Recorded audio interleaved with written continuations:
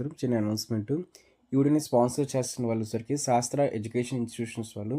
వీళ్ళ దగ్గరికొచ్చేసరికి మొత్తం టోటల్‌గా 5 కాలేజెస్ శాస్త్ర ఫార్మాస్యూటికల్ ఎడ్యుకేషన్ అండ్ రీసెర్చ్, శాస్త్ర ఫార్మాస్యూటికల్ సైన్సెస్ ఫర్ వుమెన్, శాస్త్ర college of pharmaceutical education and research centre. దీంతో పాటుగా శాస్త్ర ఫిజియోథెరపీ కాలేజ్ అయితే శాస్త్ర నర్సింగ్ ఎడ్యుకేషన్ ఇన్‌స్టిట్యూషన్స్ కింద అయితే వస్తాయి. సో వీటిలో వచ్చేసరికి B pharmacy, pharma D, M pharma, diploma, physiotherapy, BSc nursing ఈ కోర్సులకు సంబంధించి ఈ సీట్స్ అనేవి అవైలబుల్గా ఉన్నాయి. సో మీలో ఎవరైనా సరే ఖచ్చితంగా కూడా మీ వెబ్ ఆప్షన్స్లో కానీ అడ్మిషన్ ప్రాసెస్లో కూడా సో ఈ కాలేజ్ని పెట్టడానికి ట్రై అయితే చేయండి. బెస్ట్ క్యాంపస్ ప్లేస్మెంట్స్, దాంతో హాస్టల్ ఫెసిలిటీ, ఇంకా క్వాలిటీ ఆఫ్ ఎడ్యుకేషన్లోని వీళ్ళు చాలా ప్రామిసింగ్ అయితే ఉంటారు. ఫ్రెండ్స్ అందరూ ఎలా ఉన్నారు? ఇవాళ వీడియోలో ఏంటంటే మనం ఈ యొక్క ఫీజు రింబర్స్మెంట్ సంబంధించి ప్రాబ్లం అయితే చాలామంది ఫేస్ చేస్తారు కదా. సో ఈ ప్రాబ్లము సో అందరికీ ఏంటంటే ఇక్కడ నా అని చెప్పేసి అయితే పడిపోతుంది అనమాట. సో మనకి ఏదైతే ఫీజు రింబర్స్మెంట్ సంబంధించి ఈ యొక్క సీట్ అలాట్మెంట్ ఆర్డర్ ఉంటుందో, సో సీట్ అలాట్మెంట్ ఆర్డర్లో ఏంటంటే చాలామందికి ఇక్కడ ఈ ఎన్ఏ అని చెప్పేసి అయితే పడుతుందంటండి. సో మరి ఎన్ఏ పడడం వల్ల వాళ్ళు ఏం చేయాలి? సో ఎన్ఏ పడడం వల్ల వచ్చిన ప్రాబ్లం ఏంటి? ఓకేనా. సో దీంతో పాటు ఇలా ఈ ఎన్ఏస్ పడడం వల్ల వాళ్ళకి ఏంటి ప్రాబ్లమ్స్ అని చెప్పేసి చూడబోతున్నాం అనమాట. సో అయితే మీకు లైవ్లోనే ఒక సెల్ఫ్ రిపోర్టింగ్కి సంబంధించి సీట్ అలాట్మెంట్ ఆర్డర్ అయితే ఉందో దాన్ని బేస్ చేసుకొని సో మీరు ఏం చేయాలి, సో మీకు ఎక్కడ మిస్టేక్ వచ్చింది, సో మీరు ఏం మిస్టేక్ చేశారని చెప్పేసి క్లారిటీగా ఎక్స్ప్లెయిన్ చేయబోతున్నాం అండి. సో లేట్ చేయకుండా వీడియోకి వెళ్ళిపోదాం. సో ఎవరు స్కిప్ చేయకండి. సో ఏంటంటే మీరు స్లోగా వింటేనే మీకు ఈ ప్రాబ్లమ్కి సొల్యూషన్ అయితే దొరుకుతుందన్నమాట. సో టాపిక్లోకి వెళ్దాం. మరి ఇక్కడ చూస్తున్నారు కదా, ఇది ఒక స్టూడెంట్ యొక్క సీట్ అలాట్మెంట్ ఆర్డర్ అనమాట.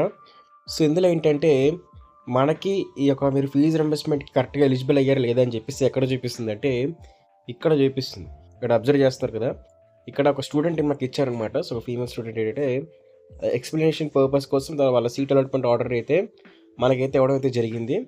సో దాన్ని బేస్ చేసుకుని మీకు ఎక్స్ప్లెయిన్ చేస్తున్నానండి. సో ఇక్కడ చూస్తున్నారు కదా, ఇక్కడ మీకు ఏంటంటే ఎస్ అని చెప్పేసి అయితే వస్తుందండి. సో ఒకవేళ మీకు ఎస్ అని రాకుండా నో అని చెప్పి వచ్చిందంటే మీరు మీ యొక్క ఇన్కమ్ సర్టిఫికేట్ ఏదైతే ఉందో సో మీ ఇన్కమ్ సర్టిఫికేట్ని మీరు సరిగ్గా అప్లోడ్ అయితే చేయలేదన్నమాట. అంటే మీ ఇన్కమ్ సర్టిఫికేట్ని రీఅప్లోడ్ చేయమన్నా మీరు రీఅప్లోడ్ లేదు అనుకున్నట్లయితే మీరు ఏదైతే మనకి దీనికి సంబంధించి ఇన్కమ్ సర్టిఫికేట్ రీఅప్లోడ్ చేయలేదు, లేకపోతే మీరు ఇన్కమ్కి సెలెక్ట్ చేసుకుంటున్న టైంలో ఏంటంటే మీరు అక్కడ ఈ 2.5 lakh బిలో అని చెప్పేసి అయితే సెలెక్ట్ చేసుకోలేదు. మీరు జస్ట్ నో అని చెప్పి క్లిక్ చేశారు, లేకపోతే 2.5 lakh అబోవ్ అని చెప్పేసి మీరు క్లిక్ చేయడం వల్ల, లేకపోతే నాట్ అప్లికేబుల్ అనే దాని మీద మీరు క్లిక్ చేయడం వల్ల ఈ విధమైన ప్రాబ్లం అయితే ఫేస్ చేస్తారండి. సో మీకు సింపుల్గా చెప్పాలనుకున్నట్లయితే ఎప్పుడైతే ఇక్కడ మీకు ఎస్ అని కాకుండా నో అని చెప్పి పడుతుందో అప్పుడు మాత్రం మీకు ఈ యొక్క ప్రాబ్లం అయితే అరేజ్ అయితే అవుతుందండి. సో అప్పుడు మీకు ఏమవుతుందంటే ఇక్కడ అబ్జర్వ్ చేస్తున్నారు కదా, సో ఇక్కడ అబ్జర్వ్ చేసినట్టుగా మీకు ఏంటంటే ఓకే మీకు చూపిస్తాను. ఇక్కడ మీరు అబ్జర్వ్ చేసుకుంటే ఇక్కడ 0 అయితే పడ్డదండి. ఇక్కడ చూస్తారు కదా, ఇక్కడ 0 అయితే పడ్డది. సో ఇక్కడ 0 అయితే పడడమే అందరికీ కావాలన్నమాట. సో ఒకవేళ మీకు 0 కాకుండా ఏదైతే పైన చూపించిన అమౌంటే మీకు మళ్ళీ కిందన కూడా చూపించింది అనుకోండి, ఇక్కడ కూడా సో పైన చూపించిన అమౌంటే కిందన కూడా చూపిస్తే మీకు అప్పుడు మీరు ఫీజు రింబర్స్మెంట్కి ఇన్ఎలిజిబుల్ అయిపోయారు. అక్కడ మీరు క్లారిటీగా అబ్జర్వ్ చేస్తే మీకు ఆ పైన క్యాస్ట్ అండ్ ఫీజు రింబర్స్మెంట్లు మీకు నో అని చెప్పి ఉంటుంది. మీకు ఫీజు రింబర్స్మెంట్ ఎస్ అని చెప్పుంటే మీకు కింద 0 వస్తుందండి. ఫీజు రింబర్స్మెంట్కి అక్కడ నో అని వచ్చినట్లయితే మీకు ఇక్కడ యాజ్ ఈజ్గా అమౌంట్ ఎంతైతే ఉందో సో అమౌంట్ మొత్తం చూపించేస్తుంది అనమాట. సరేనా. మరి ఇప్పుడు ఏం చేయాలి? ఈ ఫీజు రింబర్స్మెంట్కి ఇక్కడ 0 అని పడాలంటే ఏం చేయాలి? లేకపోతే పైన ఎస్ అని చెప్పేసి పడాలంటే ఏం చేయాలి? మాకు నో అని చెప్పేసి అయితే ఉంది అని అడుగుతున్నారు. సో మీరు ఒక పాయింట్ అయితే గుర్తుపెట్టుకోండి.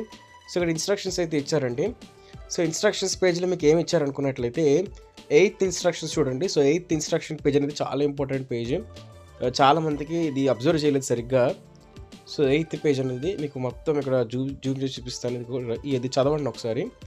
సో 8th ఇన్స్ట్రక్షన్ పేజ్లో వాళ్ళు ఏం చెప్పారు అన్నట్లయితే ఇక్కడ సరే చూస్తున్నారు కదా, ఓకే.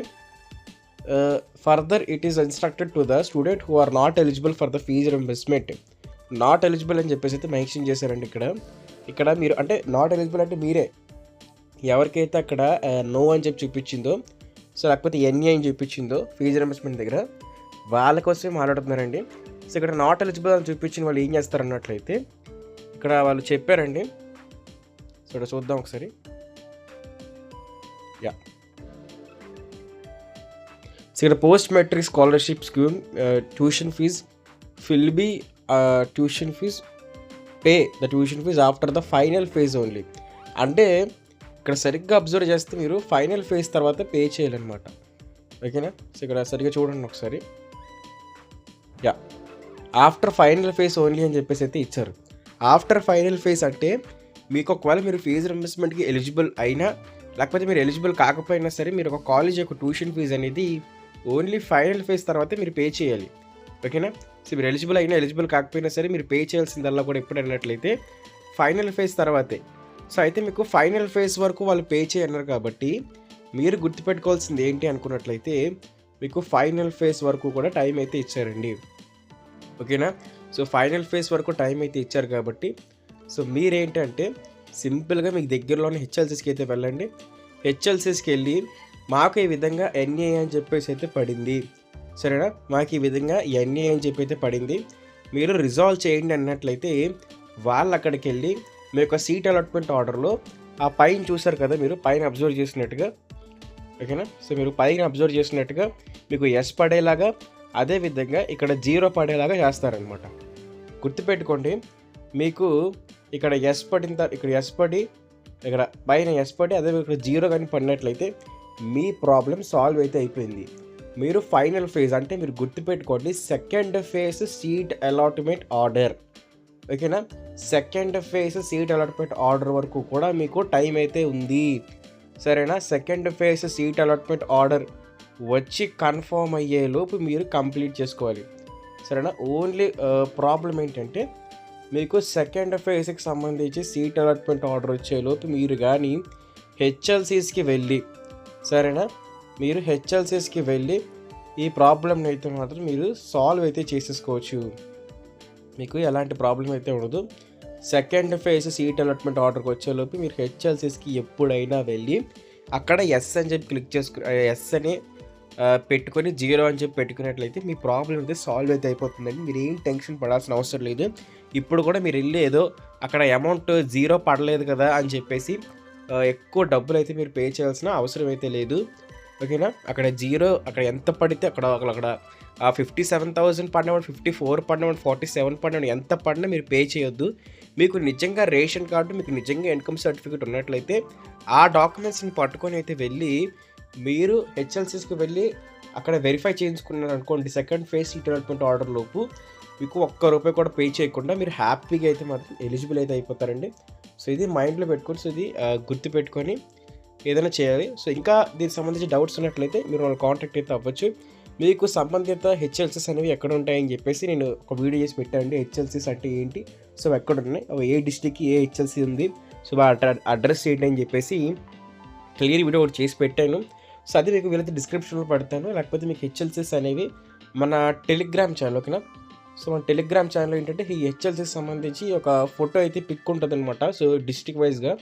సో లేకపోతే యూనివర్సిటీ వెబ్సైట్లో కూడా మీకు హెచ్ఎల్సీస్ అనేవి మెన్షన్ చేశారు. సో చూపిస్తాను ఒకసారి.